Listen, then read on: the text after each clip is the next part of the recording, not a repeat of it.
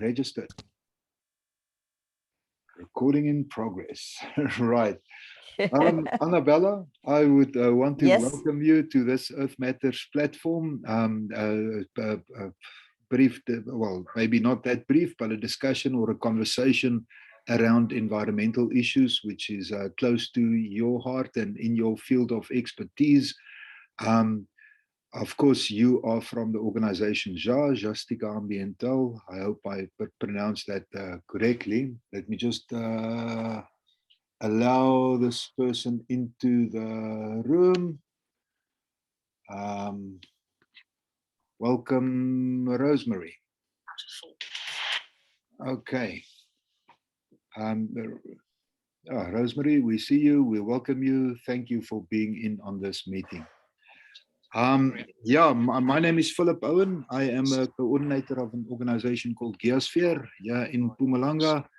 And tonight we have really the privilege to talk to Anabela Lemos, who's from Justica Ambiental, based in Mozambique. I would just want to ask people who's not speaking to mute their mics so that there's no additional interference. Thanks. Yeah, then Anabela, just thanks a lot for giving up your time on a Sunday evening. I appreciate that, and we appreciate that. This is a good experience for me and for the people who watch these meetings or these conversations. It's a great learning platform for me again, and it's also great just to be able to connect and reconnect with people such as yourselves. This is grew out of the Global Green Grants Fund project, where we are looking at issues faced by regional NGOs and civil society in general, especially in the timber plantations or forestry sector. But also we've been touching on mining issues, we've been touching on pollution issues, we've been touching on energy issues. And then, you know, lifting out the activities which organizations are involved with to sort of combat the different issues which they are facing. And then to look at a basic strategy, you know, what works, what doesn't work, what should we do as civil society in the environmental and the water and the plantations, forestry sector, energy sector, going into the future. What's our best modus operandi? But yeah, and also it's a good opportunity for us to get to know the activists a little bit better. So it's nice to start off the conversation. I'd like to ask you to, if you will, to give us a little bit information about yourself, you know, a little bit of history, where you were born, where you grew up, and really what I would like to come to is how you ended up being up, or how you ended up as a environmental activist to the degree that you are, and so absolutely involved and immersed in environmental issues in Mozambique. And then just to add that you are also representing Friends of the Earth in Mozambique. So over to you, Anabela. Thanks. Thank you, Philip. Thank you to everyone for this opportunity. My name is Anabela Lemos. I was born in Mozambique in 1953. I grew up in Mozambique, and I was very conscious on environmental when I was a teenager, and I became vegetarian to don't kill animals, but I had to change that due to after independence, we hardly had any food. So when I got pregnant, I need to stop being vegetarian. But anyway, I'm back to being vegetarian again. And I was very attached to the environmental in many ways. And with my age, I started seeing the destruction, the pollution, and everything that was happening in these areas. And I started becoming worried about, and I started raising issues and fighting. And in Mozambique, the first big fight we had, and was the first environmental organization in Mozambique, was in 1998, when a project came to Mozambique to eliminate the obsolete pesticides they were all over Mozambique. As donations, projects, but they were never used. So they wanted to transform cement kiln into an incinerator. And we knew about the chemical, the impacts, all that will have impacts on communities and ourselves. I live near the factory, that will have on us. And was the first movement in Mozambique to raise the voice and say, no, we don't want incineration. That was a fight for 2 years with the help of our partners in South Africa, Groundwork, in Denmark, Greenpeace at the time. All over we mobilized, and in that time it was very difficult because we didn't have internet. I only have internet at my job, so I need to stay doing extra hours to do that because we all voluntary and as a movement. And then after fighting 2 years and went through a lot, we win. The pesticides were back to Europe. The ones that could be find who were the people that sent to us, we returned to them. The other ones are just back to Europe. And after that, we realized that Mozambique started coming to this development patch that foreign investment and grab the resource and without any consideration for the environmental and even for the people they are affecting. So we decided that we're going to create an NGO. So we are the first movement and the first NGO on environmental issues in Mozambique. And then we left, and then I create show with some people from the first group that was Livaninho, and we start working in all issues, not only on pollution, because as you know, we live in crisis. We live in a climate crisis, food crisis, and energy crisis, and poverty. So all this for us, it's linked. And then we start fighting, extractive, we start fighting. First was find out how things were in Mozambique on environmental issues, the forest, our water, our energy. And then we start putting everything together and we fighting all those issues. I don't know if I'm talking too much, Philip, if you want to make any question, or I carry on. I'm not sure. No, I think this is great. Yeah, please just carry on, and then we'll can come back to some of these issues a bit later on. Thanks. Okay. So we know that we are in this climate crisis due to fossil fuels. So we start fighting the fossil fuels when they start coming to Mozambique. It was only in 2004. First was coal, now is gas. But before that, the bigger issue was a dam that was going to be built since 2000. And we're still fighting 20 years after. We managed to stop it. We don't know. We know corporate power and corrupt government and capture government are much powerful than anything else. So we are living in this situation in Mozambique.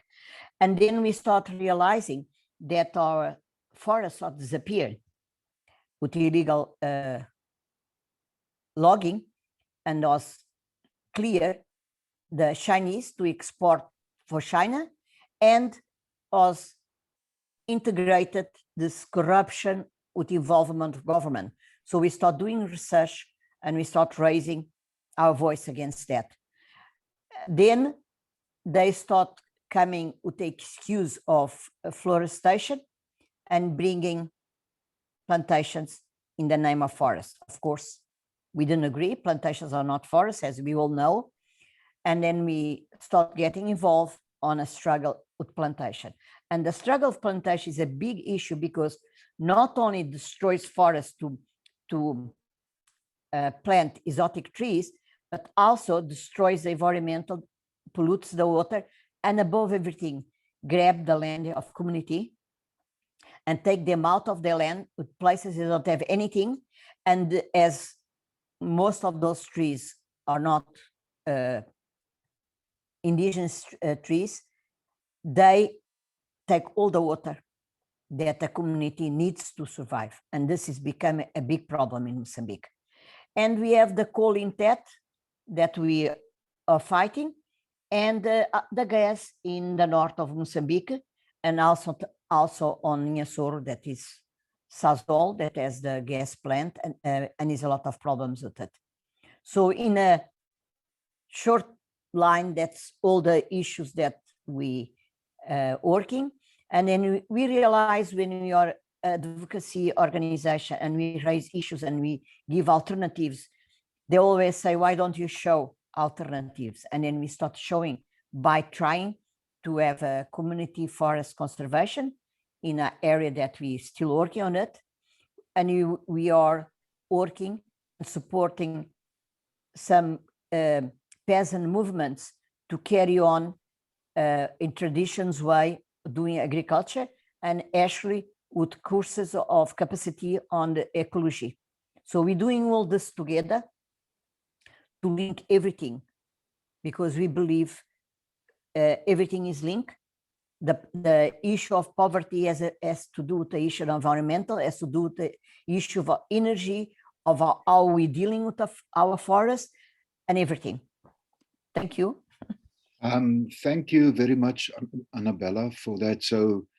So basically, as I understand it, it's issues related to water, it's issues related to food security, it's issues related to energy production, issues related to environmental pollution or pollution generally that you are engaged with, and then you know, on a positive side, building positive projects like the community forestry project that you were talking about, which we will return to.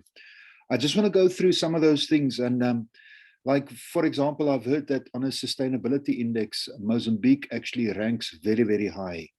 From the point of if you should close the borders of Mozambique to any trade, most of the Mozambican population would pretty much be able to continue to function in the same way, you know, because, well, I don't know, maybe this have changed due to the land grabbing and the way that people have lost access to land. Definitely it will change. But in essence, there's still many people. I mean, I understand that I think 80% of Mozambique's population is involved in small-scale agriculture, which means that there's a lot of food being produced locally. And also having visited Mozambique, yes, yeah, I remember some areas where it's just prolific, you know, in terms of the different fruits and nuts and coconuts and chickens and goats and cattle, and it just looks so prosperous in terms of that diversity. And I know that is also a big reason why you are fighting against this land grabbing and people losing access to their own resources, which they are used to utilizing in a way which at least provides some food security. But coming back to that sort of sustainability index, where close the borders of Mozambique and the majority of the population can still live and can still eat. Close the borders of a country like Germany, and they are in deep trouble because they are completely reliant on international trade to feed the population due to the weather and the size of their population and the size of their land, of course. What's your thoughts on that in terms of the general food security amongst the rural population in Mozambique at the moment? The rural population, as you say, it's now 70% of peasant agriculture, plus the traditional fishermen.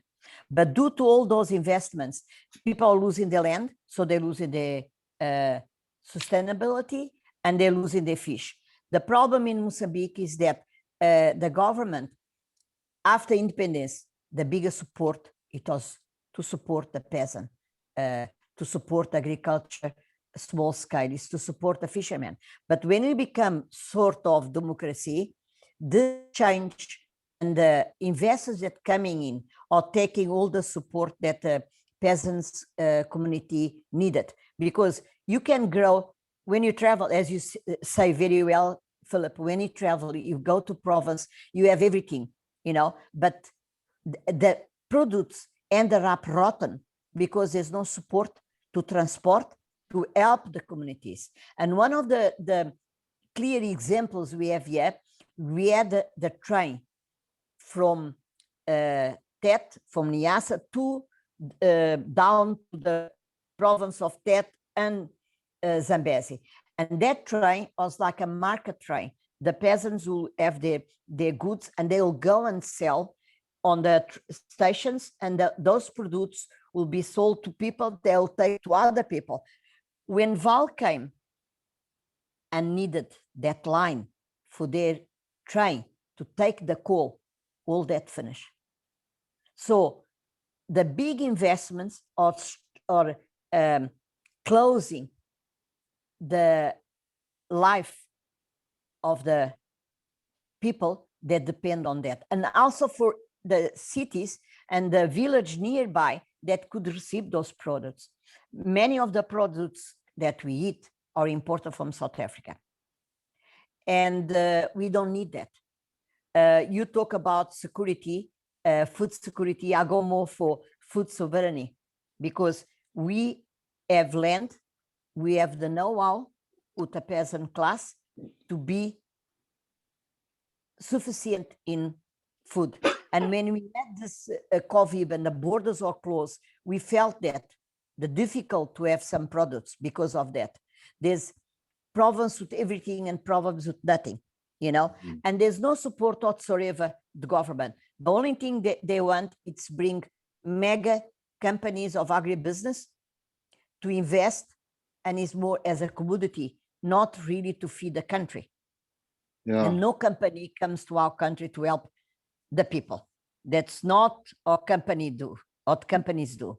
So we are having this fight to prove that our agriculture system based on small scale and peasant community is the solution for our country and for many other countries too. And it's an independence type of issue, because if you have enough food for your people, you don't depend on anyone.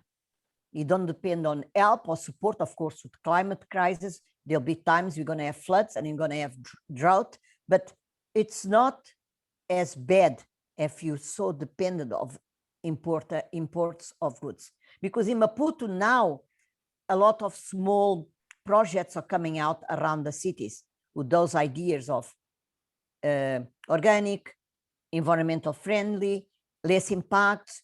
And this is growing, but small things, not in big scale or all over.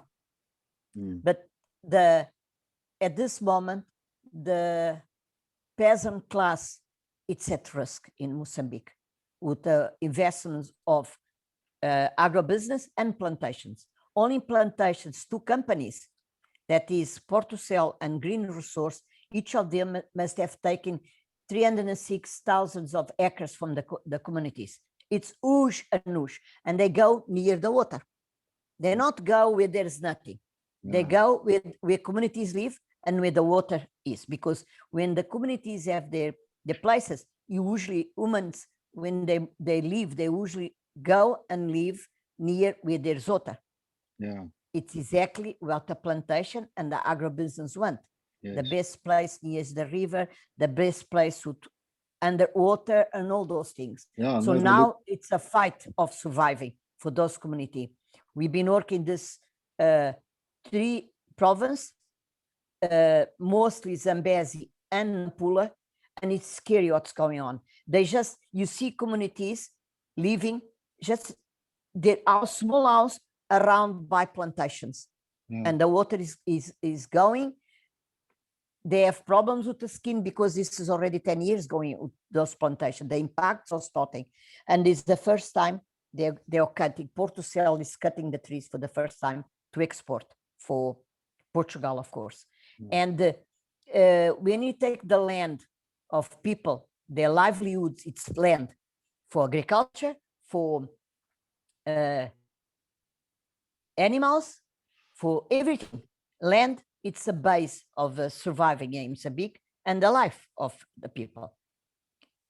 So if you take that, you take everything. And if you see on the scale of poverty, Mozambique, it's in third place of what the last United Nations analysis. So we are having mega investments, international investments, and now poverty is increasing.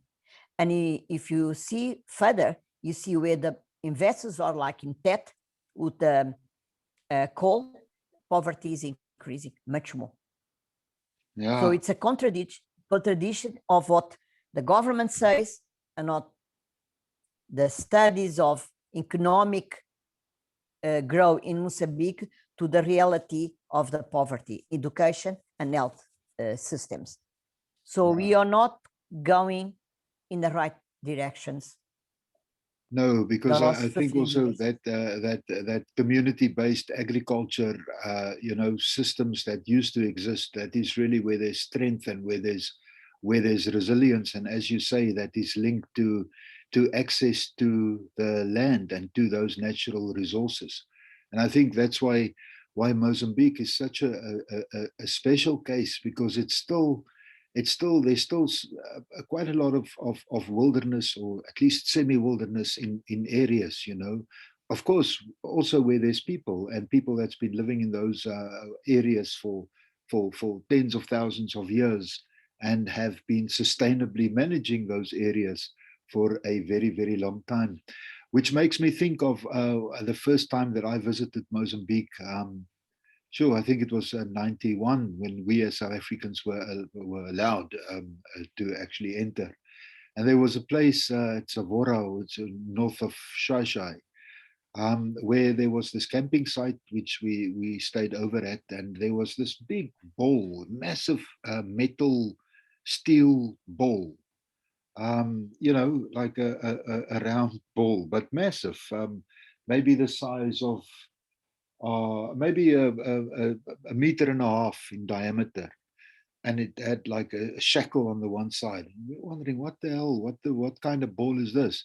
And then the guy that was managing the place, he told me that apparently was a metal ball which was dragged behind Russian trawlers to smash the reefs.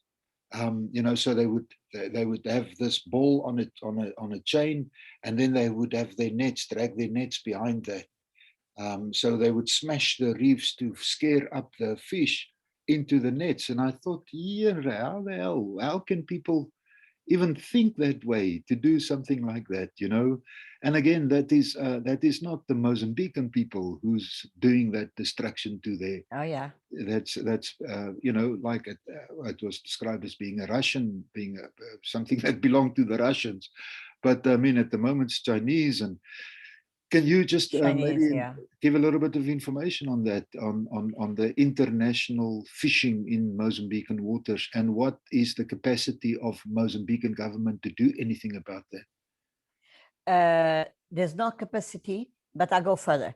There's no willingness to do anything, because people complain. There are complaints, and they denounce those boats, because during the day it's hard to see. But during the night, they come near the coast, and they're fishing where should not be fish. And there's complaining in Pontador, in Yamban, and they come to fish whales during the whale season from May to September, because the whales go to Cape Town and go back. And there's many complaints. We done complaints too, and there's no answer. It's like, oh, they have authorization. How can they have authorization if the law in Mozambique does not allow to fish so many kilometers from the sea? And they come, The problem is big. The last time we had a retreat with Ja in Mapanokua, up 80 kilometers, 100 kilometers from Maputo, and at night we count about 30 boats. Sure. But near, we could see on ice. You didn't need binoculars or anything. You could see, and we talk about, and no one did anything. There were some complaints about Pontadoro.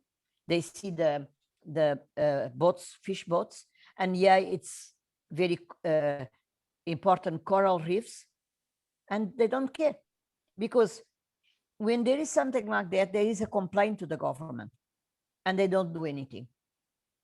It's a shock for the Chinese, it's sharks, it's whales, and it's all type of fish. And what you talk about the Russian is Russians and Chinese. Now is more Chinese. Oh.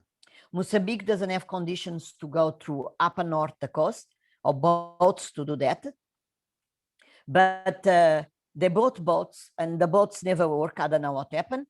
But the problem for me, the bigger problem is when there is a complaint, should be investigated. There are photos. People sometimes take photos. They go near those boats. They take photos. They don't do anything. It's the same as a forest, you know. And the forest is inland. There is conditions to see. Yeah. And nothing is done. Whatever is happening in Mozambique is only civil society raise their voice. We don't see any apprehension. We don't see anything moving forward to stop this destruction of environmental. Can I ask if there's other environmental organizations besides JA which work specifically on that issue of overfishing and the coastal resources?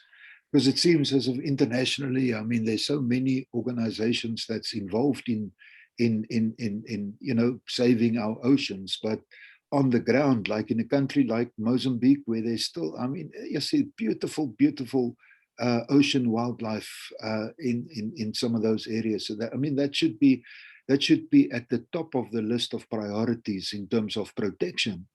Yet you only see more exploitation. But is there to your knowledge, organizations that's actively working on that issue in Mozambique at the moment? There's more organization, but organization that are doing something that we don't know. There's one organization in Yamban, a small organization that working on the shark fin issues, and I think there's the only one that raised the issue, and there are some apprehensions once about 10 years ago, and other than that, there's tourism. It's more sometimes the denouncing is the tourism people, but they're always scared because they if they go and denounce all those things, they can have being the government can do something to them. You know what I mean? Like, or don't give license for the so they're very scared to do something. But they are some of them, they're the one who raise the issue. Ponta d'Or is a conservation area. All this area should not be fished, only artisan fishing, and very few. And they still, you see the boats, we complain, people send letters to the ministry, and nothing is done. This is a very big issue. And this can only, NGO that doesn't have means to go to the sea and do that cannot do much, you know, because for you to make a complaint, you wanted to make a complaint one day, and they say we needed to have the area, thoughts where they are, proof, and the kilometers they're fishing. So it's very difficult for a normal person with no conditions to make a complaint. They will accept, and that's the excuse, you know. Yeah, it's a pity that you know, because if civil society is not really you know able to follow up on these issues, then how do you stop it, you know? Yeah. I just want to talk a little bit about the work that you've been doing on large dams. I remember once I saw Danny showed me a like a animated sort of video clip on the Kahora Bassa Dam, and in the scenario that the dam wall would break.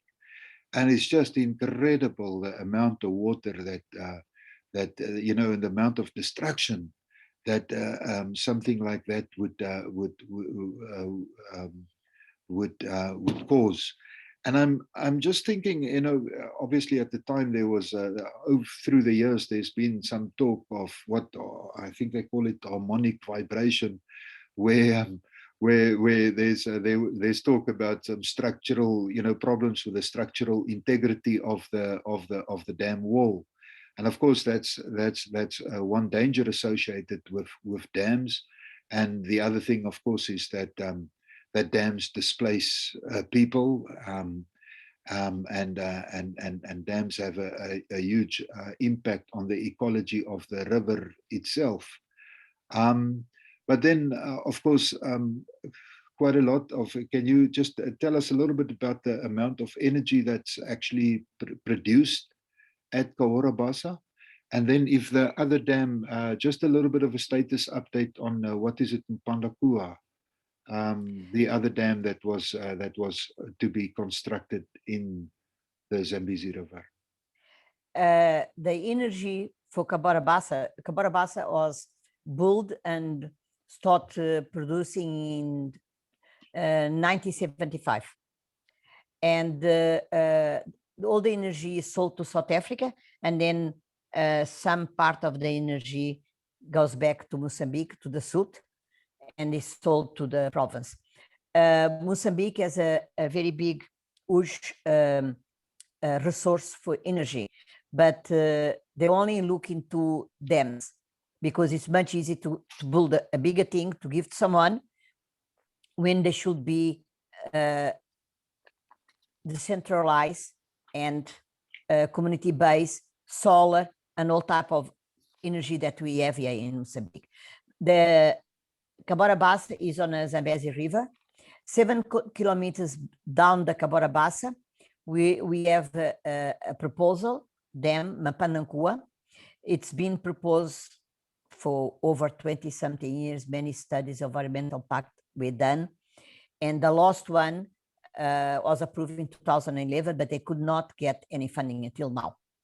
The problem with this dam, it's the environmental impacts studies done and were approved in 2011 didn't answer our questions, because if Mapanokua is going to be built, it's going to be built around 100 kilometers of a seismic area,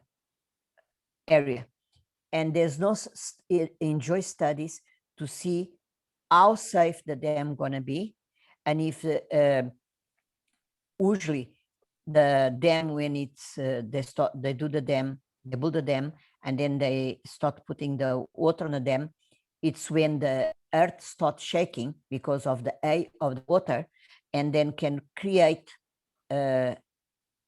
seismic. So we're very worried about that. The second issue is the sediment that brings one river, the Luya River, to the Zambezi, because Cahora Bassa cut all the sediments that it sort enriches the river and the life on the biodiversity of the ecosystems there. And from Cahora Bassa to the wetlands, it's the bigger wetlands in East Africa, and it's a Ramsar site. So if the Mapanokua is going to be built, it's going to trap the only free river that brings sediments to the Zambezi River. The third thing, it's the impacts on the communities. As you know, and you told very well, the dams are the projects that relocate more people than any other project in the world. Today, there's billions of people without land. And also another thing that dams create, it's human rights abuse, violations, crime, and even assassinations.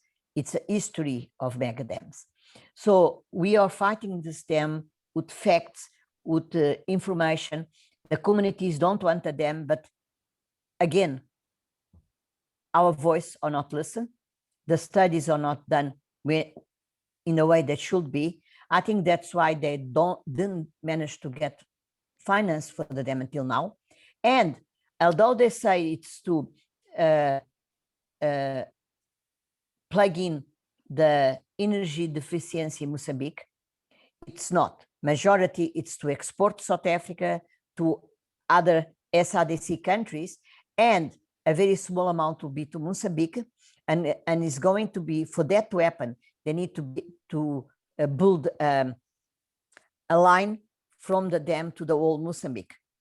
And for that is not the communities they're going to have the energy, is not most people. It's another big problem because only about 30, the data changes a lot, because one thing is access to energy, another thing you have the money to plug in and install the energy in your house.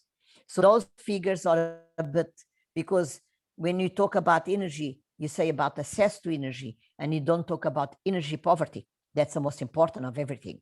So if the dam Mapanokua going to be built, going to be to export, and the only part that's going to stay here will be to support mega industry as a coal or gas or anything. And there's more two dams. The moment Mapanokua is going to be built, two other dams going to be built after Mapanokua, and Cabora Bassa North. It's the end of the river. Zambezi River, it's an amazing river. The biodiversity, the livelihood around. You go to the river, as we done, from Cabora Bassa down to the Ramsar site, is an amazing trip of culture, tradition, ecosystems, and they're going to destroy everything. Going to be the end of the river. We've been fighting a lot, and now in 2008, the government came back and tell that the priority of the government is again Mapanokua. They create a cabinet. We tried to deliver letters for 2 years, and we call the ghost cabinet, because no one in the news, they come the cabinet and the director of the cabinet, but we could not contact them. For 2 years and a half, we only managed to meet with them 2 weeks ago or 3 weeks ago, after doing campaigns on the road, outdoors, and do everything we could do with this COVID issue, because the COVID is creating more problems, because you cannot raise your issues, you cannot go to meetings, and the meeting is all under closed doors, you know. So this dam is back, and we carry on fighting, and but very little information. And they come finally in public saying that, again, it's to most to export, but also for Mozambique. And they're doing new studies. The only good thing that came out is that we all write all the time. The studies done were not valid scientific. And we raised the issue, and we brought, for the seismic information, we brought the Kurs Artedai. He's a South African, one of the best seismologists in Africa. We told them that they need to bring him, the company that did the study, because to bring them, you will say the risks, and if really the dam could be built. And they did brought him. So we asked him if he could come to the meeting, and he came, and he told exactly that the studies were not enough to be sure that there was no risks of the dam to be broken. And if the dam be broken, it's completely destruction of everything. Yeah. And they don't listen. Now, they say they're doing new studies. So, in short, they agree that the studies done until now were wrong. But they're not saying anything more than that. We don't know who they're doing the studies. They can go back to the same people and with the same mistakes and try to cover up, or trying to say they did both studies. So we're waiting to see what comes out. But after 20 years, the community is already tired. They don't want them. And now they're really much more strong than they were 20 years ago, because they didn't have the knowledge of the impacts they're going to have. Yeah. And because the Tet province is full of problems of relocation because of the mining, the 2 coal minings there, the human abuses, violations are huge, and all the impacts they're having. So what we did intercambie between the people they were relocated with the people of in Mapanda. We took the people from the relocated village to Mapanda, to talk to the communities there, and we bring them to where they live to see how they live. And they were shocked. Now they say no, because they knew, they hope that they will be relocated to another place in the river, because they have nice agriculture, they have everything there, and they know how to plant, how to grow crops when it's summer, when it's dry, when it's rainy season, and they have fish. And the fish, they survive with fish. They, like they say, they live, they sell, they put the kids in school, everything with their fishing. Now, if they're going to be relocated to a place there's no river, they're going to die. Plus, they have got, that is one of the province with the best, they have cows and all that type of animals. And they have like markets that Maputo people go there to buy those animals, you know, because it's a big market. And they're going to lose that because they just free there, they eat well, they have the river, they have everything they need. So now they're very adamant that say, no, they don't want them. Now let's see what the government going to do. We are for a big fight now, again. Well, yes, and you have some international support apart from Friends of the Earth. Are there other networks that you're working with in that struggle against the dam? We have groups in all over in Africa, and Friends of the Earth also, and also we work with International River for many years, and we give information and all that. And if you need information for them, because sometimes due to be such a technical issue, we need to ask support for people to do studies or support the research. We've done a lot of research ourselves, and you also ask. We did a research on the needs of energy for Mozambique in 2009 to show that we don't need any more dams in Mozambique. Didn't do anything. The government didn't give a dam. And we do research in other issues, the impacts on communities, on their livelihoods, risks. We've been doing that and more, and we have support, yes, for many groups. We need, I think, as any environmental organization needs to work, as the old saying, think globally and work locally. It's exactly that. You need support international, because all the companies and everything that come to Mozambique, it's not Mozambican. It's government, it's a corruption, but it's all international company. So when we know which company it is, we go to the country that the company is, and we go into find partnership with groups that fighting the same company, like VAL in Brazil. We have a relationship, and we communicate with them, and we support each other, as with information what VAL is doing, the crimes they're doing, and them with support of other things they can do in Brazil. The same with gas in Cabo Delgado. All the companies are in gas. We look for our partners. They are fight the same fight that we do, and we communicate and receive support from them in information, in other things that sometimes is difficult to get.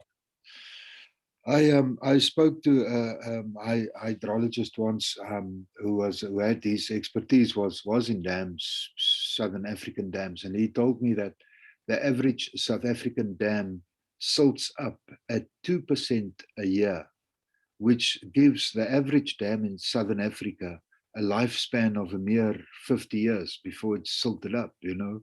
There's some dams in South Africa which is completely silted up. You look over the dam wall and it's, you know, you just see reeds. So there's no more water, it's just silt. And of course, there's many dams that's been built with sluices at the bottom to flush, to be able to flush the dams. But in the majority of the cases, those sluices become blocked and useless. Yes. So yeah, no, that siltation is a major problem, and I'm sure that it also must have a huge impact on the estuaries where fish breed. So you know, the way that we mismanage the upper catchment of our river systems, surely it also has an effect, you know, on the oceans, because as you mentioned right in the beginning, everything is kind of interrelated and linked. I just want to ask Brian if you are able to and wanting to add anything or ask Anabela anything at this stage, because we're going to be moving north from Tet province. I just want to just quickly touch on the coal mines and something that I read interesting from David Livingstone's journal. What's it called? Missionary Travels and Explorations or something in Southern Africa, and that was when he traveled up from Kuruman and into Central Africa, and then all the way over to Angola, to the coast, and then all the way from the coast in Angola, then all the way back across Africa or Southern Africa, and he ended up at Tet, and then he went down the Zambezi River up to the coast and eventually back to England. But he described the coal seams there at Tet, and was thinking about already thinking about how this could be exploited, But I don't know if you ever read that book, but it was quite interesting because he took GP, not with GPS of course, but he took these coordinates Maps. Yeah, they took coordinates, and one can now, of course, on Google Earth, one can type in the coordinates and you can go and check exactly there where he was at. I just want to add this person to the room. But yeah, Brian, if you want to jump in, you are more than welcome. Hi, Anabela, how are you? Fine, Brian. Yeah, my thing is, yeah, I think Anabela covered the story well. But one thing that I think we need to do is get more publicity around this internationally. And on Netflix at the moment, there's a movie showing on the struggle in India around large dams and coal. And I think it's something that we need to look at doing for Africa, is get a documentary movie out with our support of our international partners that shows how these interrelationships affect a country like Mozambique and South Africa, because we're so dependent on each other, and the region on these failed projects that are going to fail in the long term because they're not sustainable. And I think it's something that we should look at. I've sent the information to Dipti and to Danny, so maybe you can follow up with them, and maybe they can get in touch with the filmmaker. It's an Indian filmmaker, but she's based in the US. That's nice, Brian. I forgot one very important thing too. It's the climate change, because dams are coming back with the tag of renewable energy and good from the climate, and it's a big lie. First, because the emissions of the dam, it's worse than people think.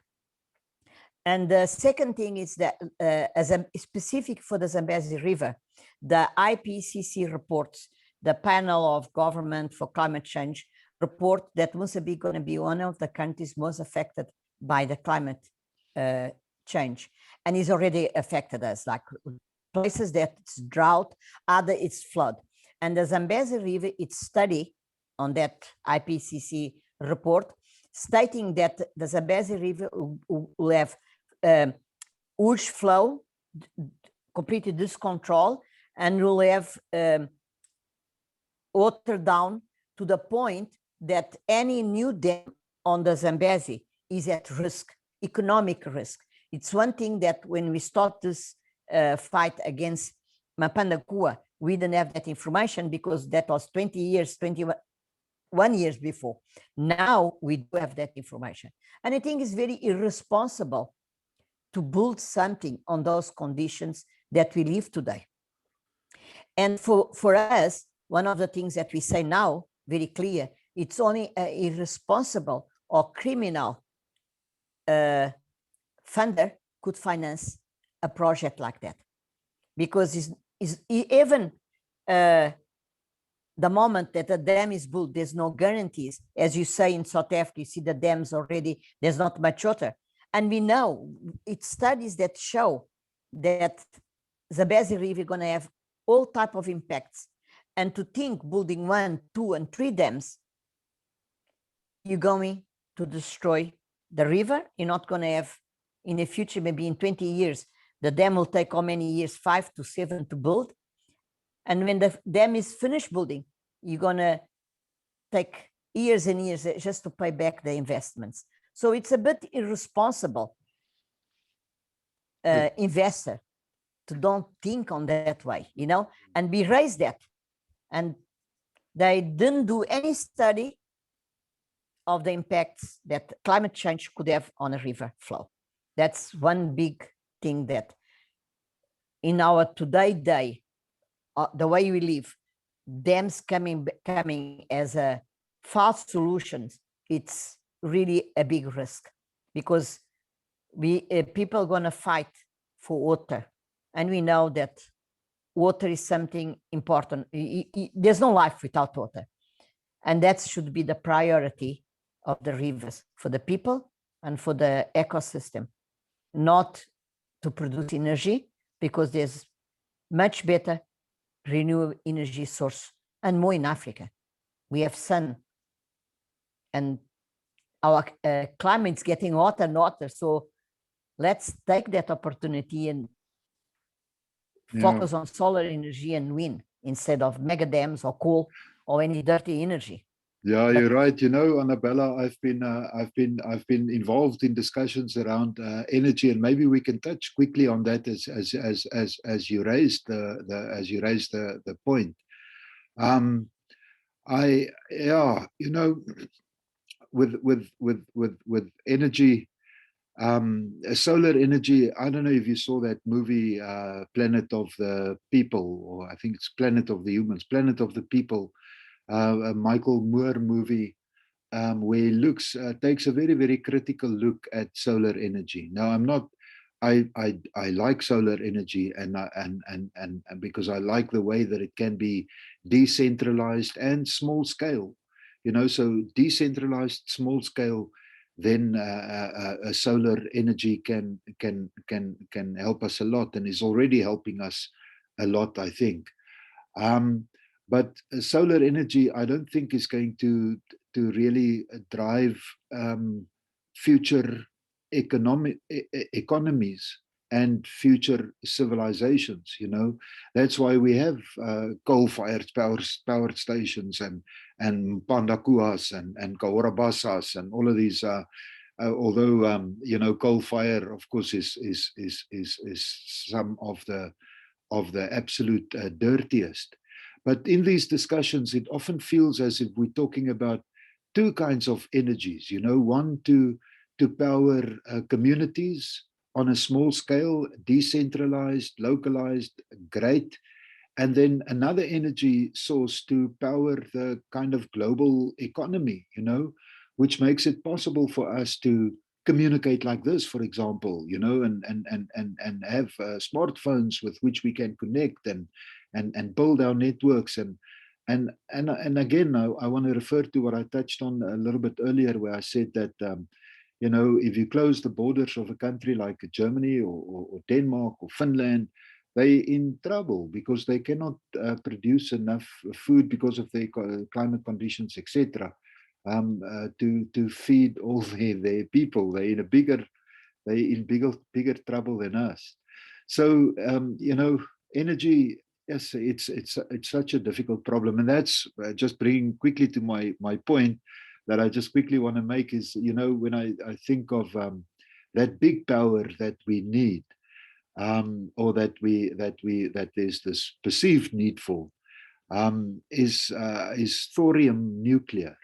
So I'm not promoting it in any way, and but I'm just interested in.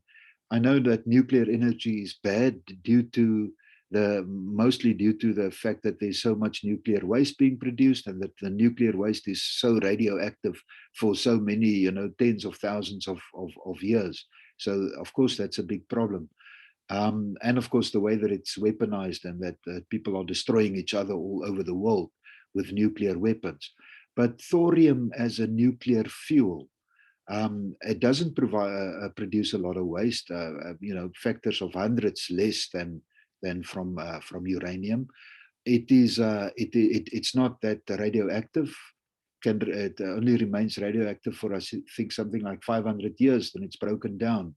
I mean, a throwaway nappy, a disposable diaper, takes 500 years before it breaks down completely, And of course, thorium nuclear cannot be weaponized. So that's why we don't use it, because it cannot, it could have been used already a long time ago.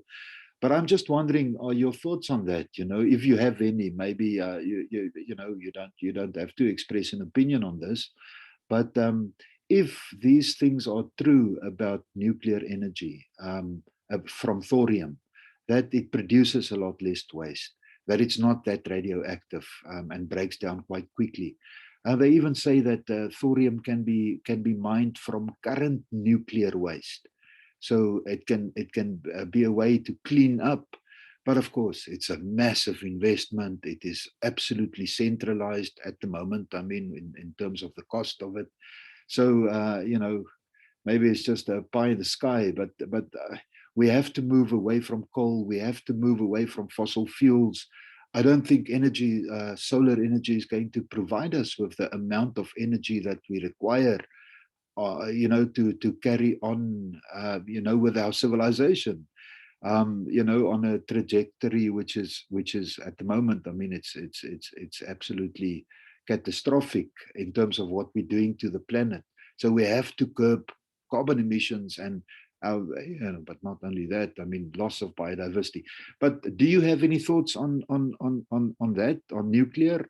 No. Sorry, no. I'm a bit worried about nuclear, and I don't advocate for it.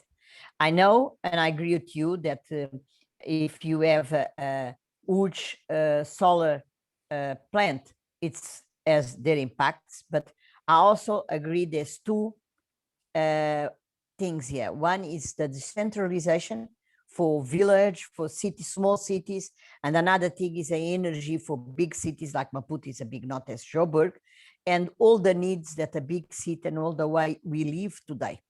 And it's very problematic when you think that way. But I believe if you have different source of energy, that can be a solution. And the study we did in 2009, it looked to Mozambique, the needs of Mozambique, and which type of energy could be done. I know that we advocate no dams, no mega dams or big dams, but small dams, it's not that bad.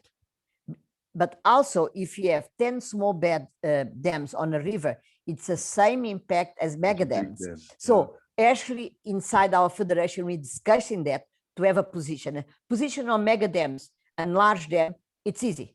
It's not worthly, the energy that you produce for the impacts you're going to have on the people, on the environmental.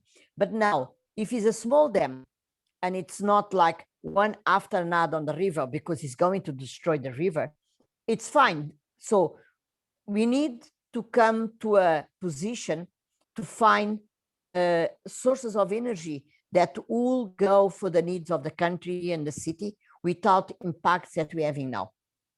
We know that we need to move out of fossil fuels because otherwise the climate crisis is increasing, and the climate crisis affects everything. It affects the food, it affects our life, it affects water, everything. So we need to move for away of oil, gas, and coal. That's no discussion. Yeah. So we need to go to the next step and go small, decentralize. There's a saying of Arundel, that writer, that says, maybe now it's a time of small things, not big things. We live in an era, everything is big, everything has need to be big, enormous. And many people look at the dam and think there's a solution because you don't see pollution coming out of the dam, like a coal power station you see, or type of gas or anything like that. but the impacts are enormous. So it's very scary when you look. Many people look to a great engineering construction, and the engineers are very proud of building something like that, but it is huge impact. So we need to find solutions, small, decentralized, diverse, for the energy solution of the future. Might look utopia or whatever, but we need to think very serious. That's whatever we're doing now and the way you're doing, it's not the right patch if you want life for the planet, you know. And I think that needs a system change in everything we do and we think. And when we talk about system change, is system in our society. It's change systems, food, how we see the world. Why you need to buy things over and over? Why you need to have a new cell when my cell is still working? So it's a mind changing in everything. We need to decrease the production of the products we do and the industry we have today. And we can. There's so much that goes to waste. So we need to start breaking everything. Like I say, everything is linked. You know, we need to start seeing how we produce, what we eat, how we get the energy from. So it's everything compartmentalized, separated, but you can't. You have to look all in an holistic way and find solutions. Yeah. And look to the big problem that we live today. Before yeah, sorry. Sorry, Anabela. Yeah, I just want to say that I want to go to the extraction of the gas in Cabo Delgado, but you know, moving through Tet province, going up to Niassa. I remember a project that Geosphere was once involved with Ja's assistance, where we were able to have a workshop or conduct a workshop in Lichinga, in Niassa province, with a couple of civil society organizations and some of the government people in that area, to talk about the dangers of industrial timber plantations.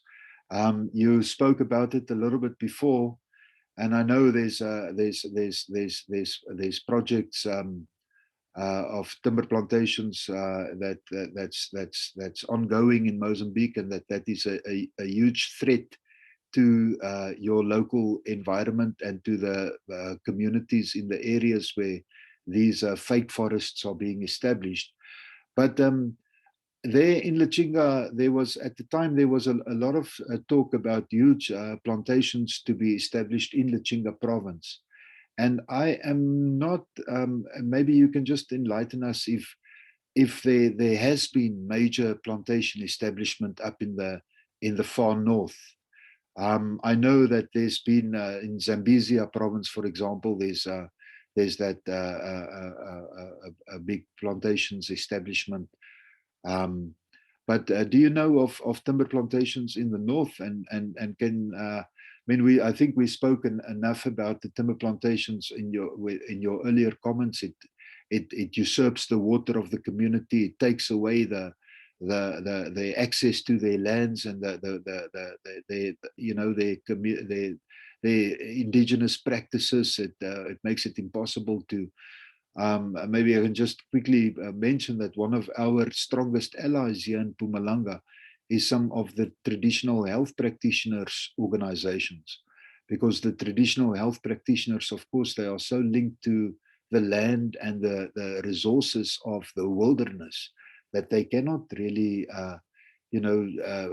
practice their craft without access to the land, you know. So we have the same struggles. But just my question then, do you know of large timber plantation expansion in the north, in Niassa? Sorry, it was when you came after that, there was some expansion and then it stopped. because the company, we did a very big campaign against the at the time Shikweti, and it was one of the shareholders was a religion group from Europe, and they sold to Green Resource. So Green Resource didn't expand more on the Niassa, but they came to the Zambezi and Nampula, and they expand a lot. They, I think the Nampula province, Zambezi, Manica, and Sofala, it's all over plantations, because they don't, they put where there's water, or ever is a river or good underwater land, and then they are doing plantations all over Mozambique. It's much scary now, because it's not only in one place, and although it's huge amounts of land, it's divided over, and it's growing. In Niassa, they still carry on, but they didn't expand as they're supposed to, and that was projected to. I think the community started stopping, and they started a lot of complaints, and they went to the point they started burning the forest, and not a forest, sorry, plantations. And they stopped the expansion, but they came to Nampula, Zambezi, Sofala, and Manica. It's all over now, and it's really terrible. Is that sorry? Is that mostly Green Resources then? Did they also buy out the plantations of the Global Solidarity Forest Fund, like in Takwa in Zambezia? They're part of it. Okay. They mix, they came together, many of those small, they come together. It's Green, now the biggest one is Green Resource and Portucel. And now about 3 years ago, it started a new type of plantations, rubber. And it's near Mount Babu. That's the only tropical forest in existence in this part of the world. It's a mountain with 7,000 kilometers. And we're trying to get the DWAT for community forest exploration. It's already for 4 years on a government. On a district level, was approved everything. We need environmental study impacts, and we brought to Maputo because it's the board of ministers have to authorize, and it's nearly 5 years that they didn't answer us. And any company that comes in Mozambique to whatever project to ask for a DWAT authorization to use the land takes a year with environmental study and everything. As to create a community forest project, they still didn't give a, we're going to take to court now. But anyway, both Green Resource and Portucel are cutting the trees. Portucel is cutting the trees for the first time to explore, and the communities are very strong, sending a message and telling them they don't want them there. They cut your trees and go. They don't want more the continuation of those companies. Okay. But you know, their voice are not as powerful as the capital in Mozambique and the corruption. So I don't know, how can you do? We've been taking issues to court, and we want to get a lawyer to take to court the DWATs, because what they did was criminal, how they took the land from the communities, and we are in this process to see how can we help them. Talking about capital and corruption, can we talk a bit about the situation in Cabo Delgado with the gas fields? And of course, there's been a lot of publicity with the atrocities in Palma. But can you maybe just? I read a very interesting article which was co-written by you, and I'm not sure who the other author was.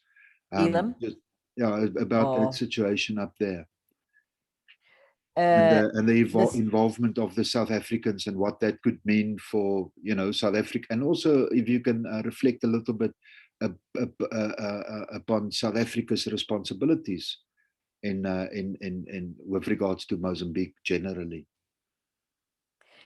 The gas start studies in 2009, and from the beginning we're very worried because we know the way the studies and the environmental impact assess, the way they force the communities out of their land. They relocate them, the promise they will give them a house, they did, but they didn't give them yet the land for them to grow their food, and the fishermen don't have access to the sea to fish. Even when there was to be relocated up north to a place they could carry on doing the life they did, that didn't happen. So people are suffering, and on top of that, 2007 attack stopped, and there's thousands of people being killed. But since the beginning of 2019 and 2020, the violence increased in a very horrible way. At this moment, at 2020, the government started offering help. First was Russian, then was DEC, the military mercenaries from South Africa. And we've been here a lot of women violations, and Amnesty International did a study that comproves that. And violations that we've been here, it's about the DEG, of course, the insurgents, but also the army, Mozambique army. We've been here a lot of things. And it's scary because you can't travel. It's the only way to go to the places that we went until 2019. Even when the attacks thought we could travel, now no one can travel by car there, all the province. And there's over 600,000 refugees, much more than that, because those are the numbers that we can count. People are angry. There's no food. There's no enough support because of all the issues that you need to go through with government. Government doesn't authorize anyone to go and help, needs to be channeled by the government. There's only one group that managed to go and help. And the situation is very scary because after the attack in Palma is a small village with the hotel and all the foreign people were there and all the business were there until the plant was finished building. And the attack killed a few foreigners. And because of that, Total closed Nouvelle Manobra, something like that in French, that they have the right to close their activities. They cancel all subcontracts and they made everyone go home and they stop everything. Yes, the attack was very scary and everything that's happened there is scary, but I think it's a strategy for Total to get a better deal, because since the attack starting, they want the government to protect them, and the government is protecting more the places where the gas is than the people. But it's not enough. The military is not enough to protect, so they ask help. They wanted to bring the army and was not accepted. So government in Mozambique opted to bring mercenaries from Russia and then from South Africa. That's completely wrong because it's something, the problem in Cabo Delgado, it's much more than just war. It's a social issue.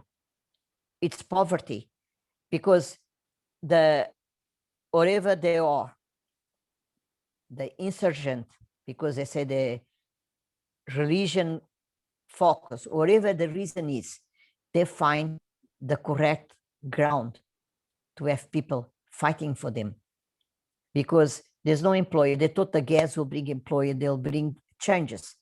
Didn't bring anything, just brought more poverty. So the insurgents find the right ground, the right environmental for people to come and fight with them. And the numbers of people are increasing. They go to the insurgent size, because they are treating bad by the investments. They've been treated bad by the government, so they don't have any option. Say they ended up doing what's wrong, but that's the reasons they're doing what they're doing. It's rooted on the situation of that province and many other provinces in Mozambique. And now Total is negotiating. I believe their ultimate was that they want protection 25 kilometers all around the investment. And of course, they're insisting in bringing the French military.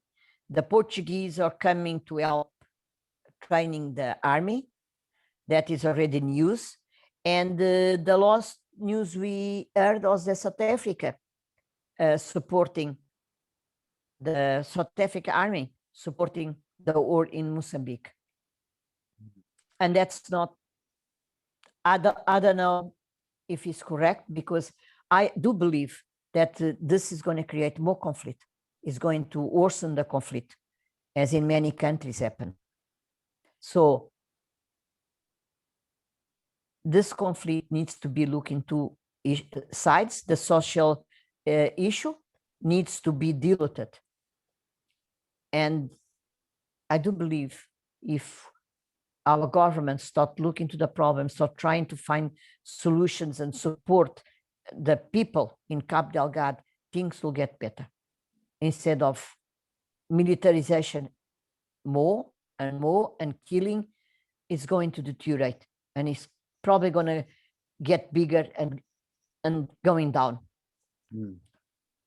I don't know if I answer everything, but it's, and also create problems in South Africa because tourism, it's a fight that does not end if it's not dealing with all angles of social issues and what can be done. How can we stop this without just thinking about a war? Because in every war that this happened, nothing gets better. We can see as history in any place in Africa, other place in Africa, and other place in Arab countries and everything, that there's no end to conflicts like that if you don't look to the reasons for it and how can it can be done to at least decrease or stop. Yeah.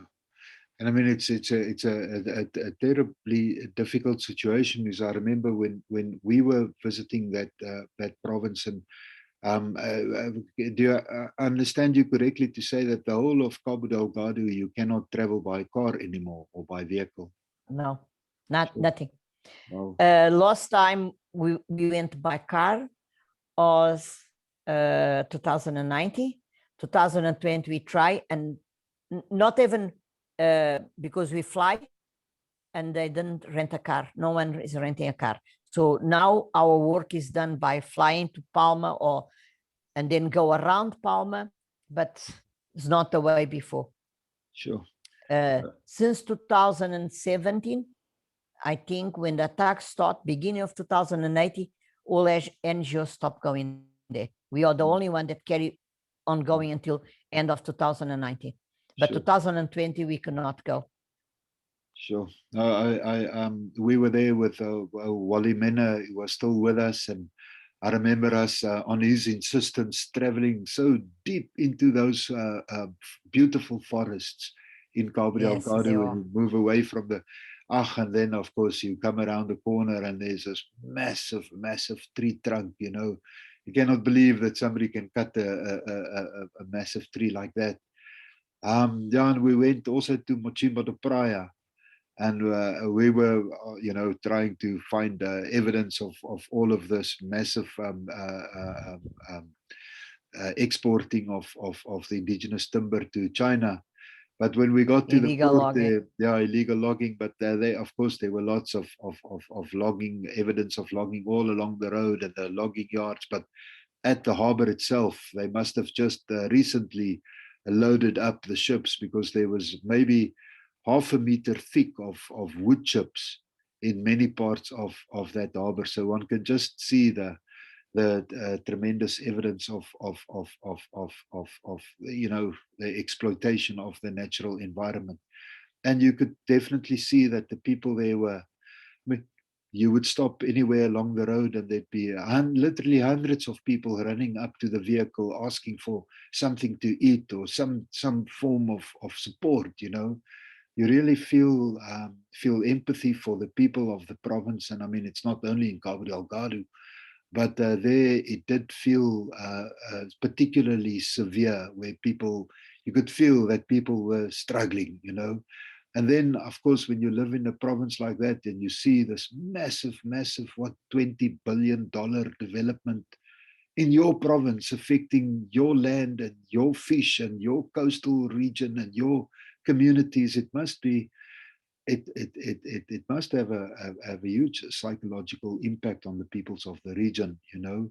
And of course, like you say, that makes it an easy to be infiltrated by other people who comes with a different system, you know, be it harsh as it is. And as I understand it, that some of those insurgents have infiltrated the local community, and it's just such a messy situation and a difficult situation for the Mozambican government to solve. And I mean, I don't even think that the South African military has got the capacity and the knowledge really and the expertise to operate in those conditions, you know, where you in a way you're almost fighting against the local community, you know, because there's so many of the local community that's on the other side. So it is a massive problem, and I don't know how you feel about the intervention from the SADC region itself, you know, because there need to be some kind of intervention, not military, and you know, definitely it would feel totally unfair if there is a massive military protection only of the total resources there, you know. Because that would just go, you know, make things even much worse. Can I ask you about your feelings about SADC intervention, and then also your feelings generally about those gas fields being developed? Do you think they should be developed, or do you think they should rather not be developed? I think they should leave. I think Total should leave Mozambique and all companies. I don't think gas should be explored. Is going to increase the climate problem, climate crisis. So we're completely against. When they start bringing the project in 2008 and 2009, we told that this is going to happen. We're going to fall into the resource, what do you call them? Maldição dos recursos. Sorry, I'm stuck with my English. No problem. The resource course. No. We wrote a lot about that. We did studies. We told that it's wrong the way they're doing. But communities, many of them, they add up that their life will going to get better. They're going to get jobs. And exactly what you told, that frustration grow on them. And but the poverty on that province was very bad. And illegal logging also made things worse many years there in Cabo Delgado. We did the research in 2007, and actually the governor told us we need to leave, Osdani, you need to leave the province because he's going to be killed if you carry on doing the research. In that time, 2007. Wow. And we told, we raised our voice, we told about the gas and nothing. Now, a question about the intervention of South Africa, I got mixed feelings. I don't agree that priorities should be for Total, as Total wants to think. I think if it's to defend communities and to defend the people, that should be the priority of our government. I also know that South Africa doesn't know the environmental, doesn't know the, so for one side, everyone in Mozambique is wanting to be protected, to be supported by the SADC countries, because it's a conflict and the country is not handled, you know. But if it is to protect, it's one thing. It's to, if it is to come and to create more problems at the mercenaries have done, it's better don't get involved, you know. So I have very mixed feelings on this, Philip, because for one side, I don't agree. For other side, I also understand the people, they are there. Our military is not supporting them. So they want any support from any SADC country because they lost all the trust on our military. But the government says they are training the militaries because there was a lot of human rights violations done by our military too. So people are scared of our military and they also are scared of insurgents. So I do feel what they're feeling, and it's really scary living the conditions they're living. Go, run away, losing everything. We had a worker, one of our staff members was living in Palma. We had to relocate him to Nampula, and the last attack, his wife was a nurse, and she had to run away. They burned his house. She had to run away, and for a few days, we didn't know what happened to her. Sure. And finally, she came to Pemba because a nephew had a 2 years baby, had a bullet on his leg. And so the people, they are taking, I think was UNICEF, no, United Nations. There was some planes going and take women and people with problems, and they came to Pemba. And they're not there anymore. So, you know, I feel for those people, what they live and how scared they are. So I have mixed feelings because I know for sure our government does not have condition to defend the people. I don't want to say if you're not interested or not, but the priority is and always been Total. And there's not enough militaries to protect people, protect the plant of Total and everything. So that's something that I really don't know what's the solution for it. Although most people in Mozambique think that we need help from the SADC countries. But is that correct? Should that affect the people on those countries? Because this can be spread to other countries if they get involved too. Yeah. Because that's what they are saying, you know, if any country get involved, they're going to attack them too. How powerful they are, I don't know. Yeah. Or support they are international, we don't know. Yeah, see what I've realized through some of the work that we've been involved with is that it's, you know, to get a community buy-in into any project or any intervention, you have to have a proper FPIC, you know, free, prior, and informed consent. Yeah. And that is so difficult to get in a province like Cabo Delgado now, you know, where things are so disrupted, where you cannot travel, where you cannot, you know, speak to the people, where you cannot, you know, where people cannot be informed and make proper. It feels as if, yeah, no, it's a horrific problem.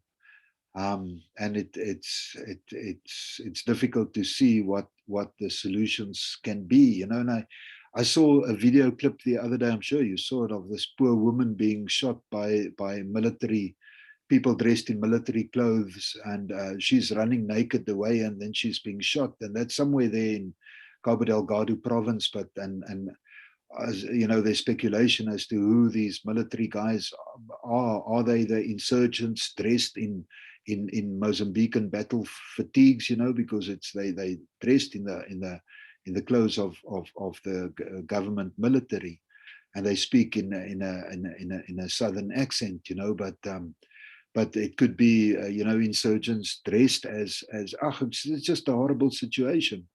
And if that kind of thing happens in a place like America, you know, yes, imagine the riots on the streets, you know. But here in Africa, it seems as if life, as if, you know, like in South Africa, I understand that something like 50 people a day get murdered. 50 people a day, you know.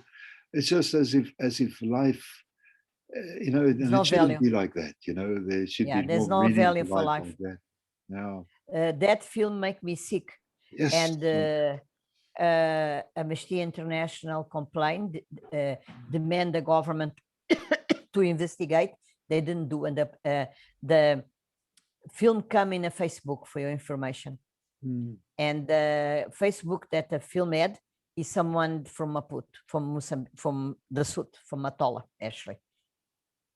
And they suddenly the video disappeared, and those militaries, they say it's militaries, but they disappear, so we don't know anything what happened. And they say, the government says it's not. They're going to investigate. That was last year. Until today, nothing is done. And other cases like that happen, many other. Yeah. And that was shocking the way it was. Yeah, and, no, and the story is that she was fetching vegetables with the son. They killed the kid, and the rest, you saw the story. They rape her, and she was going crazy when they start killing her. But it's shocking. yeah. I can't see more videos. People send videos, and there's so much information. But that's a bigger problem for me in Mozambique. Those things need to be investigated. People need to be responsible for it. Yeah. Things like that cannot happen. You talk about the prior acceptance of project or the right to say no. Does not exist in Mozambique. It is in our law, but you say no, and you say no, and they force you to move. It happened with the plantations, it happened with coal, and happened with the gas much more too.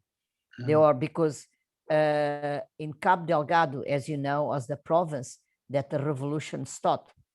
The fight against the colonial system started in Cabo Delgado. And the people, they are much stronger, and they are different. All provinces are different, you know, because the country in Africa, it was divided by the colonialism. It's not that Mozambique was like that, you know. So, and they're very strong, and they didn't want, many of them didn't want the gas, but they could not do anything.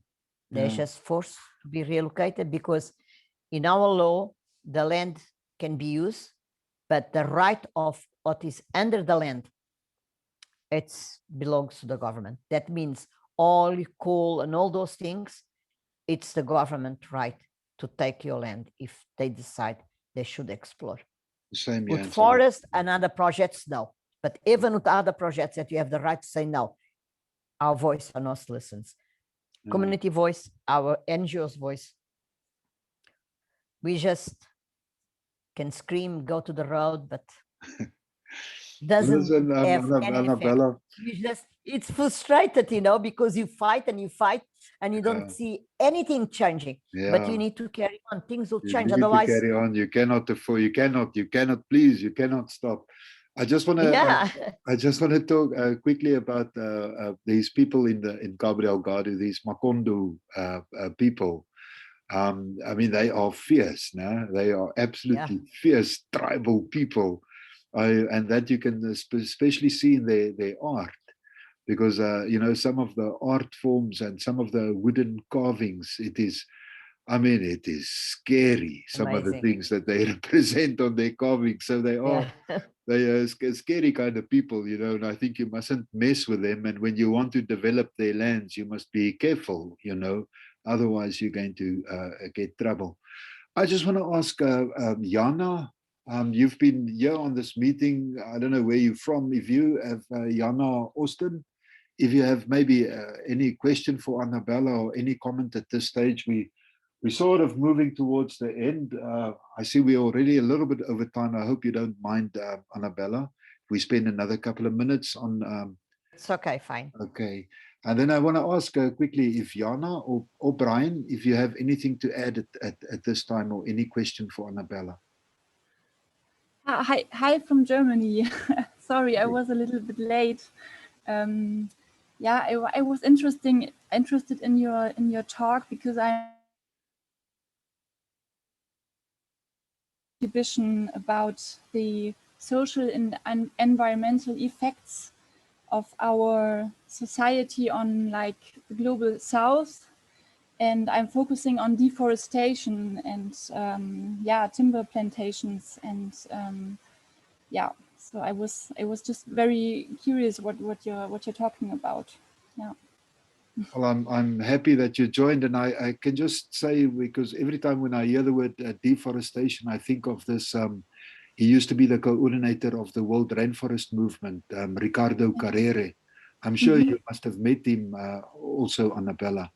But he always said that that deforestation is much less worse than afforestation, because with deforestation, people come in and they cut the trees. They don't cut everything, of course, and there's still some seeds, there's still some roots, there's still some diversity, and they leave. And if that area should be left, I know that it's not being left, but if that forest which have been deforested can just be left for 100 years, you wouldn't even notice that there were people there, you know. But with afforestation, they come and they cut off the forests or whatever indigenous kind of vegetation there is, and they establish timber plantations, and they stay, you know, and they change the land forever. That's why it's such a huge problem here in the south. Anabela, you want to add? Yes, plantation is much worse because it's true. You take a tree and the tree comes back and the seeds will be there. But plantations, it's scary. And more scary now, it's red. That it's what the North is doing to us, and it's very bad because for what is red, it's a very nice name, reduction, deforestation, and emissions and all that. But in reality, it's a company, it's polluting. So to decrease their emissions, they will go and invest money in a forest, but it's not a forest. They invest money on plantations. So they destroying the environmental with mostly oil and gas companies. And then they made this system, was created in Norwegian to protect tropical forests. But in reality, suddenly they instead of protecting forests, sorry, my energy is going, so I need to change a place. So to protect a forest, a plantation is a forest, but a plantation is not a forest, because first they destroy the environment, they destroy everything, they take out the water, they grab land in the communities. And second, the trees they're growing, it's only to cut. So in 7 years, they're cutting all that those trees. They're supposed to protect the environment and to cut emissions, and the emissions go to be released. So it's a completely false solutions. And that's what the North came out, and it's the North countries, they are supporting this type of false solution for climate change. Red, it's they are sort of carbon credits, and it's focused on plantation as seen as forest. Mozambique changed the law. Our forest law was changed to put plantation as forest. And as much as we fought, nothing changed. They did change. So that's the influence of the North, that it's scary. What I also find quite scary is that, for example, in Germany, we now reuse old coal mines and put wood into it. And our government is saying that it's like in the name of tackling climate change. But like, of course, there's it's dangerous, like to import, for example, fast-growing wood from the global south to make like green energy, which is not green at all. You know, it's quite. It's not. No. How can you burn things be green? Yeah. Yeah. Exactly. I know there's a lot of wrong things, and then we think it's crazy. We live in an era. What solutions? We do have solutions. We just need to work together and find those middle term that can be solutions for climate crisis, for our energy poverty, for our food system, for maintain our forests. Yeah. We don't need to cut forests. With forests, we will decrease climate change, but it's not plantation. It's leave the forest as it is, because a forest is not only trees. It is yes, trees, and is also diversity. It maintains the rivers and all the water existing on those areas clean, not polluted like you put a plantation. And also, above all, it's where the communities go fetch their food supply, their medicine, their mushrooms, that all those things that with different seasons come, and it's a common good. And we're losing our common goods because of a way of thinking of destroying the environmental with false solution as plantations, as dams. And also we need to realize we need to end the fossil fuels.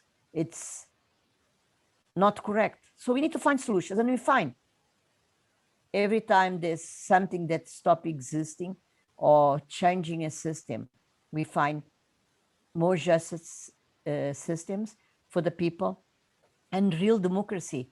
We call our countries democratic. We're not a democratic country. If someone says that Mozambique is democratic, it's a big lie, because we're not, you know. And we doing everything that's wrong. And I think in Europe, the development you came to, you know already what mistakes are done. And now you're repeating those mistakes instead of changing, and have the opportunity to change what needs to be changed, and support what it's good, what we have in tradition, our way of eating, our way of grow food, find energy systems that will be good for everyone. And just above all, we all have the same right. And I think that should be the basis of our development for us, not for profit, not for elite group that has everything and the rest of the country is dying, they don't have food. So there's so many problems, at least in my country, that I think should be priority support and to develop, and not what it's happened now. And I'm quite worried about Cabo Delgado, because we're worrying that there is gas and all testing. They think on exploring in Nampula, and we quite worried that insurgents going to come down to Nampula, because many of the refugees are coming from Cabo Delgado to Nampula, and what we heard, and we have someone that happened, that the insurgents are coming to the communities and inviting the young people, telling they have work, and then they go to the camps and they are training. Many of them managed to run away because they didn't expect that. So it's getting scary, because this is growing, the situation, and is going to other countries, to Tanzania, Malawi, South Africa, Yeah. Zimbabwe. No, it is. Look, if you think about this, could be going crazy, and I just hope it doesn't happen, you know, because we don't know how to deal with this. And what happened in Cabo Delgado, the stories we heard, and we have focal points in Cabo Delgado, and they disappear. And then for 2 weeks, we trying to contact them, because we give funds and all that, and they send it only one. And you never know, when that happens, our stress is horrible, because we're at home, quite safe. We are in Maputo or in the Sud, and then we can't do anything. We can't go there and look for the people. We can't there and support, because there's no ways you can manage, you know. We've been visit some refugee camps, and we need to have so many authorizations. You only managed to visit one yet. And to give support, it's very difficult too. So anyway, it's a big mess. It's a horrible situation.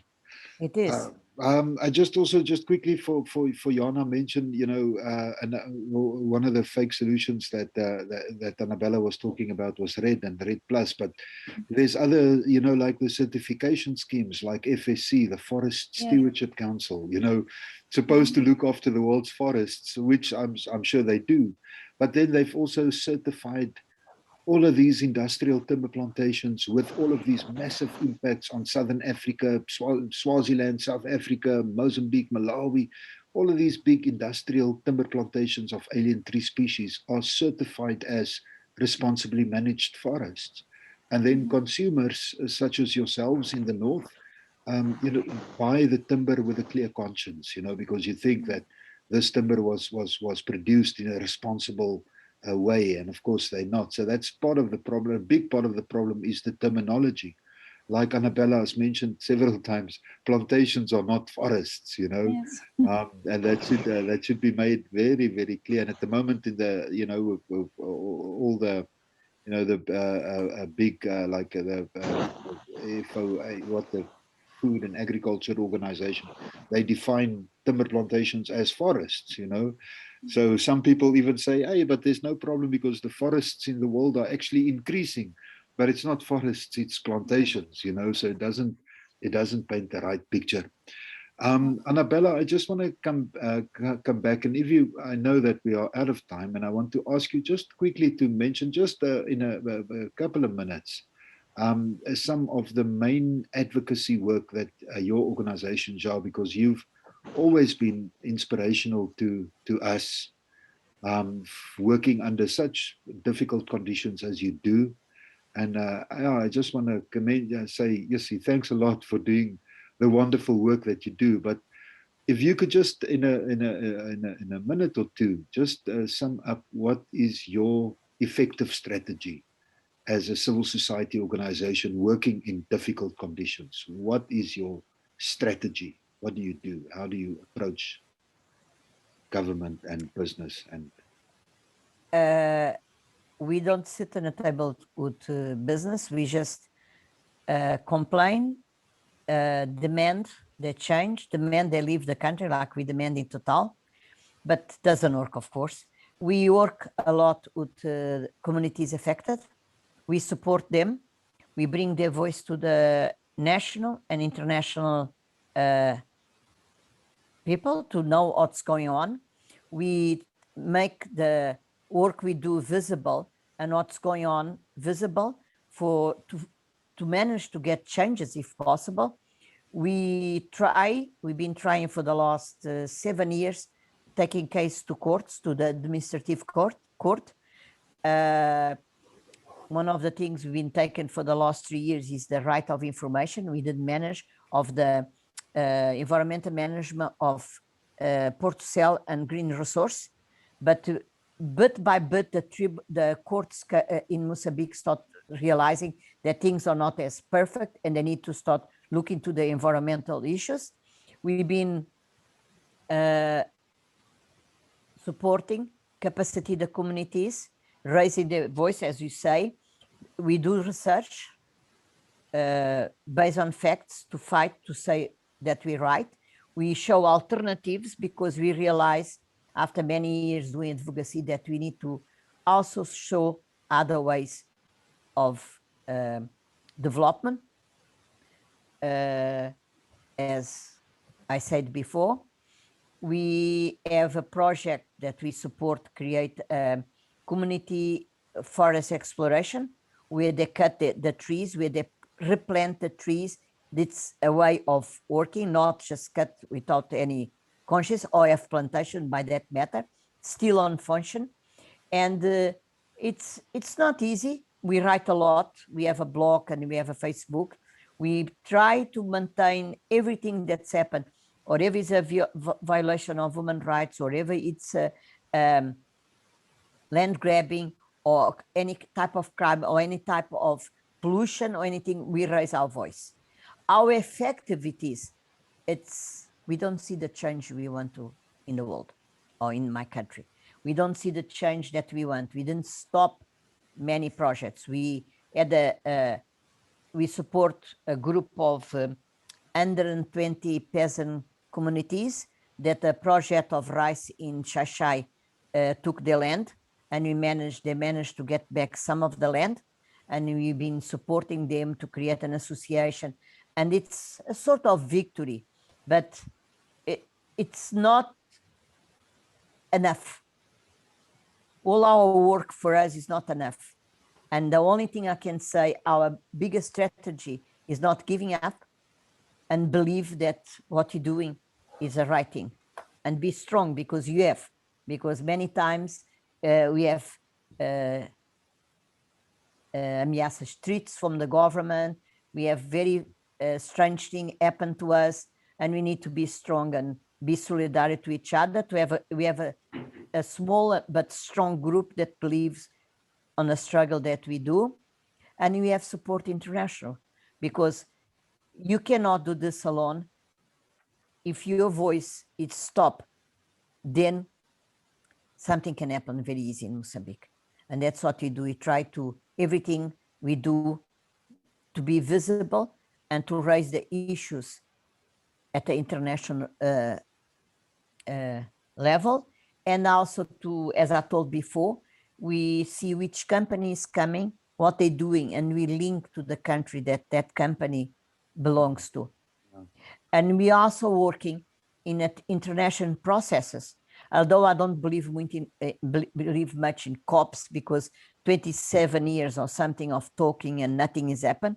But there's this process that was approved in 2014 to have a law that demands the company to be responsible for the crimes, environmental crimes and human rights crimes. So we are in this process since 2014, and we mobilize a lot of African groups, and it's together all over the world.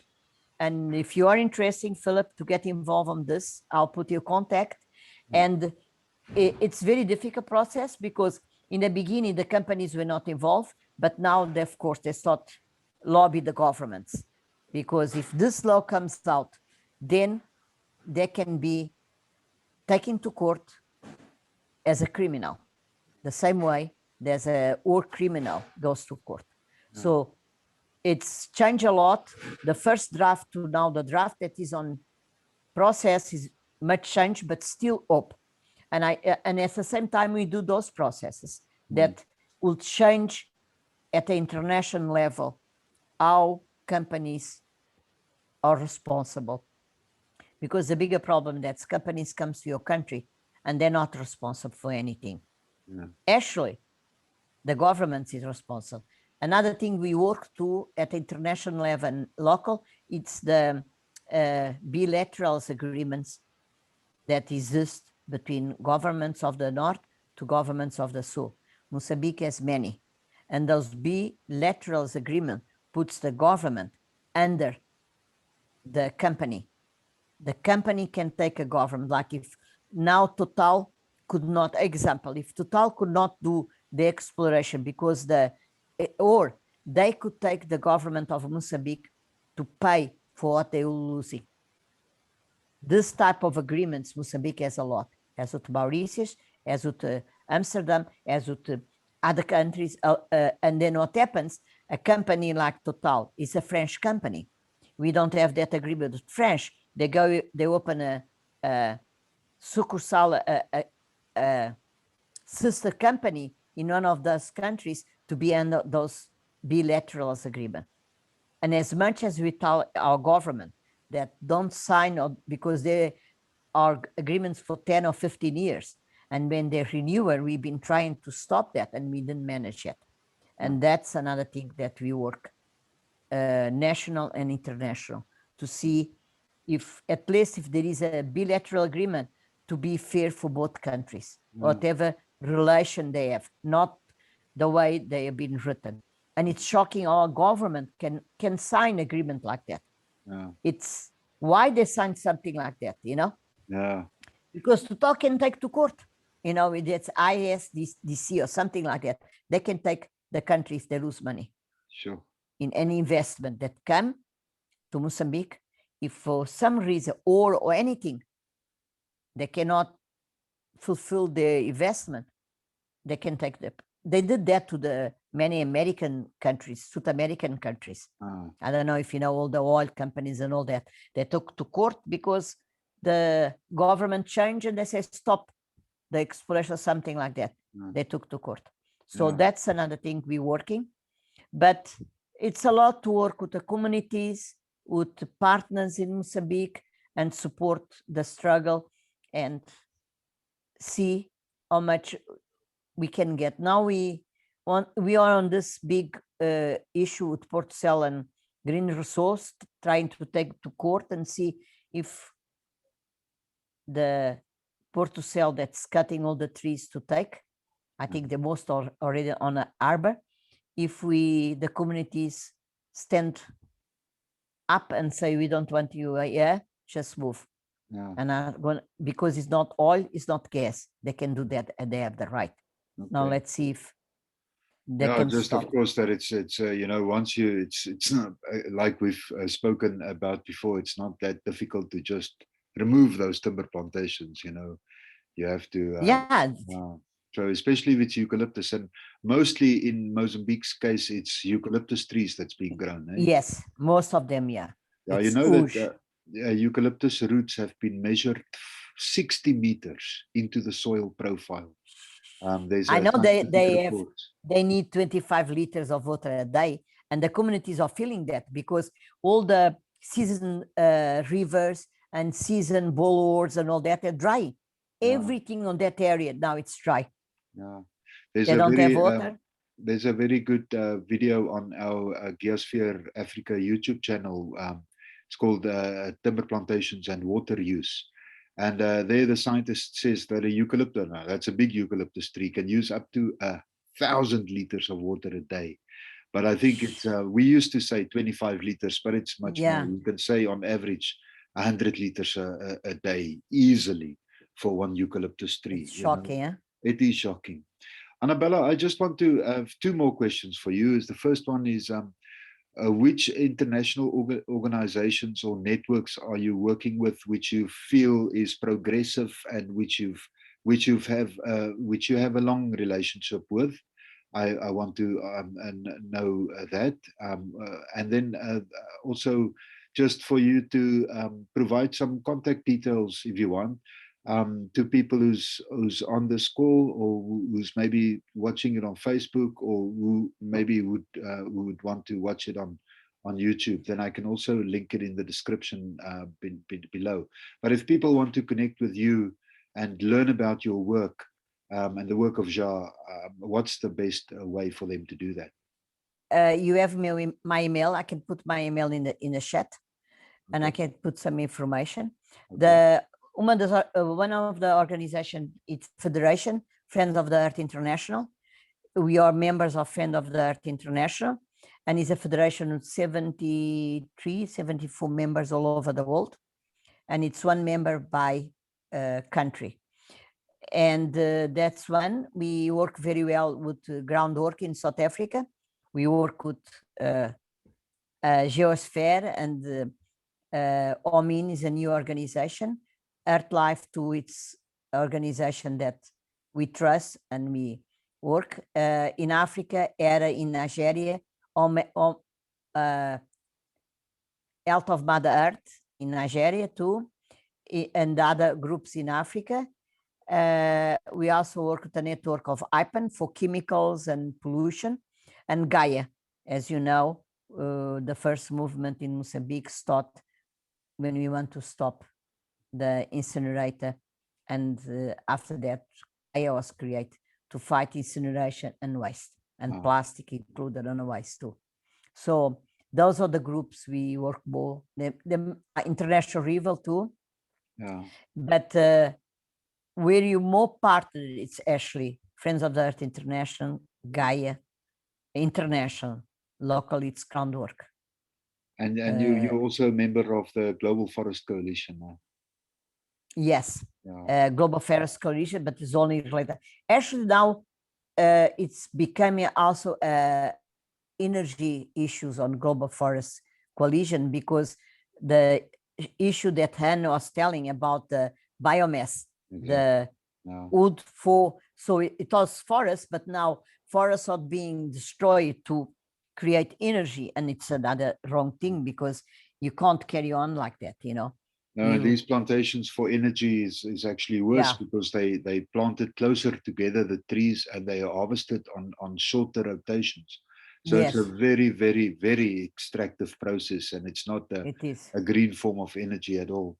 I want to and ask I think you in Europe, in Europe, there's a lot of that problem, because one of the things now that some of the groups that are friends of the earth are complaining is because of the biomass and how things are doing.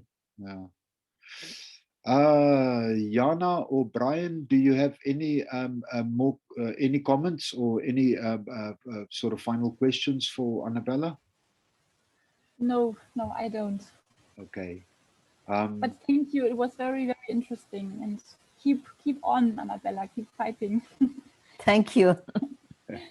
We have to. Activist is not a profession; it's what you are. Like some people say, I had my work and I retired, but I always work voluntary. And they asked me when I'm retired. I say, I don't retire. This is your life. It's what you are. You know, don't retire being an activist. It's frustrated sometimes, but you don't. You can't give up. Yeah, you can't give up. No, then Brian, maybe you've got a final comment. I don't know if Brian I think it's been well covered tonight, and the thing, and I think the solidarity around issues within the region is really important going forward, because what's happening in the north of Mozambique and the resource curse is happening. It's happening in South Africa as we speak. Yeah, where comrades are disappearing or being assassinated by influences of big business or community jealousy between promises, broken promises of government, or promises not being kept. And unfortunately, people are either disappearing or being assassinated from all spheres of civil society. The oil and gas in KwaZulu-Natal is already starting to, people are hiding because of speaking out against operations that are being proposed near Richards Bay. So I think it's something that we need to form a solidarity network to support each other in the region. Would be really important to keep that solidarity going. And strength to you, Anabela and Ja, because you are the thin green line in Mozambique. Thank you, Brian. Yes, we need to be solidary because it's happened to all our countries. I think the governments we have, it changed so much for what the independence and the revolution was many years ago. And it's captured by the corporation, and we need to be together because it's scary. And what you say about stop talking, it's happened to communities, you know, we go there, they talk, and then suddenly the government goes there and tell them what they told us, what we've been doing there. They should not speak, and it's becoming really bad. But also people are getting tired. I see in the communities, they're getting really tired of the suppression, losing all their rights. They lose their land, they lose the right of talking, they lose all the rights they have. And that's another thing too that's start seeing Mozambique changing, you know. It's a mix between being scared of talking and the same thing being revolted and wanted to say, you know. Yeah, well, then remains basically only to say thank you very much, Anabela. I'm glad that we can use this technology. I think since even when we met, I mean, more than 10 years ago, this kind of interaction wasn't possible. Yeah. Now we're streaming to Facebook and we're up on YouTube, and we're creating a kind of awareness. And I think it's a tool that's become you know, Zoom and Facebook, all these platforms, now Clubhouse, It really can assist us in our work, and we should, we need all the assistance that we can get. So yeah, just again to thank you very, very much for your participation on this late Sunday evening, and to you, Brian, for attending, and Jana. Jana, it would be nice if you make contact with Geosphere also through our either Facebook or Twitter or YouTube. Or I don't know how you actually got to know about this meeting, maybe even on Clubhouse. But I'm working for Denkhaus Bremen. You maybe know my boss, Peter. Oh, okay. Peter Yeah, Gerhard. Yeah.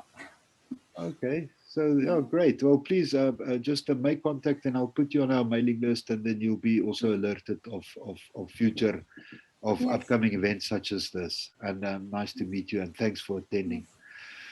So, yeah, Anabela, the final word to you. Thank you, everyone, for listening.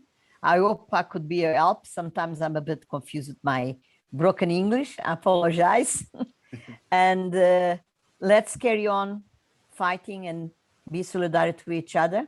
And I have my email if you want. Brian, do you have, and Philip, if anyone, I put on a chat the blog and the Facebook for information or what Chad does. Okay. We write everything what we do and what happens with other people too and around the world. Okay. And I want to thank you again. I'll also put it in the description of the YouTube video where most people will probably see it. So thank you very much to everybody. Have a great evening, and yeah, have a good week. And Anabela, thanks for being such an inspiration. You and your organization. You too, all of you. We inspire each other. Like then we're happy. Carry on. Thank you, Anabela. Thank you, everyone. Okay, good night, everybody. Bye. Bye.